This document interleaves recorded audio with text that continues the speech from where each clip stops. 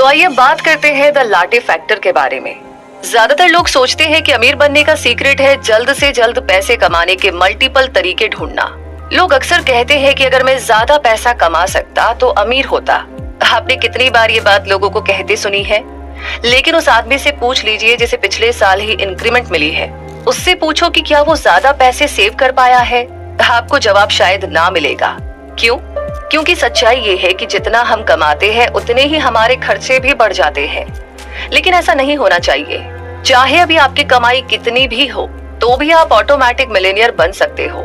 Gym McIntyre ने भी basic salary से शुरुआत की थी, लेकिन जिम कहते हैं कि ट्रिक ये है कि आप अपने छोटे छोटे खर्चों पर गौर कीजिए।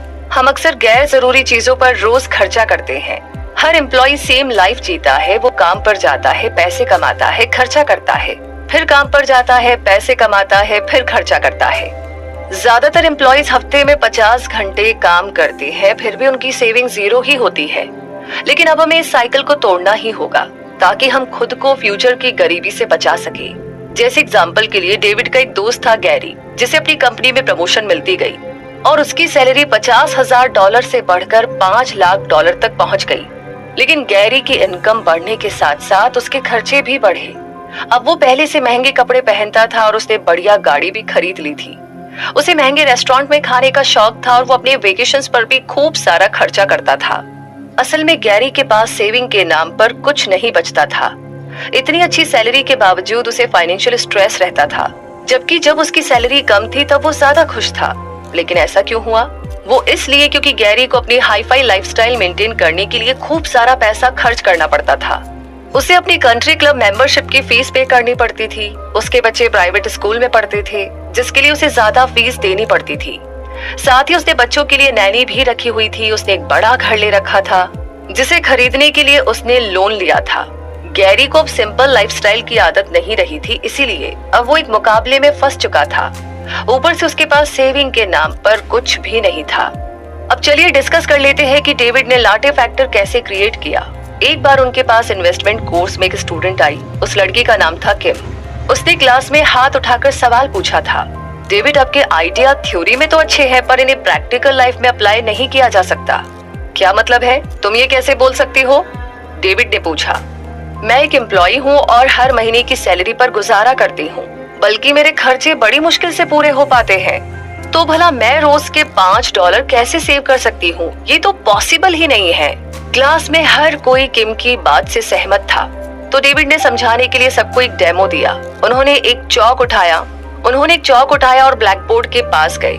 डेविड ने किम की तरफ देखते हुए कहा, ओके किम, प्लीज अब तुम हमें अपने रोज के खर्चे के बारे में बताना शुरू करो।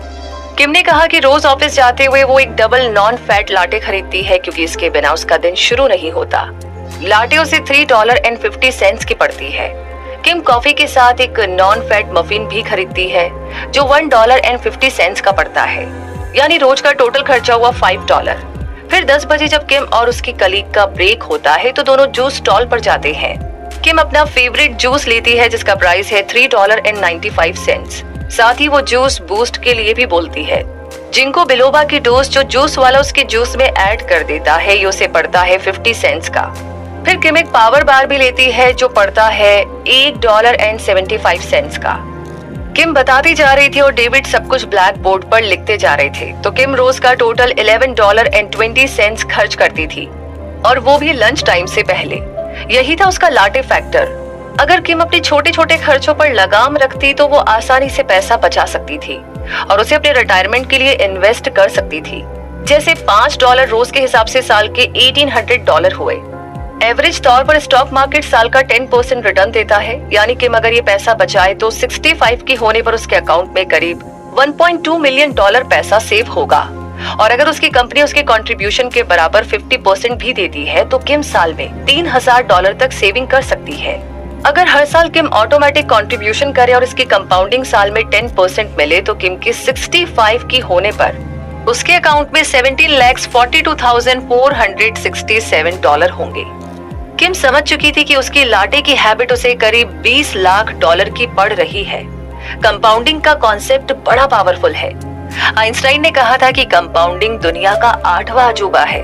अगर आप अपने एनुअल सैलरी का 10% भी सेव कर पाए और इस पैसे को अगले 4 या 5 साल के लिए इन्वेस्ट करते रहे, तो इसमें कोई शक नहीं कि आप फ्यूचर में एक मिलियनियर होंगे। ये कोई इम्पॉसिबल चीज नहीं है। आप रोज के $5 से शुरुआत कर सकते हैं और ये आपका लाटे फैक्टर है।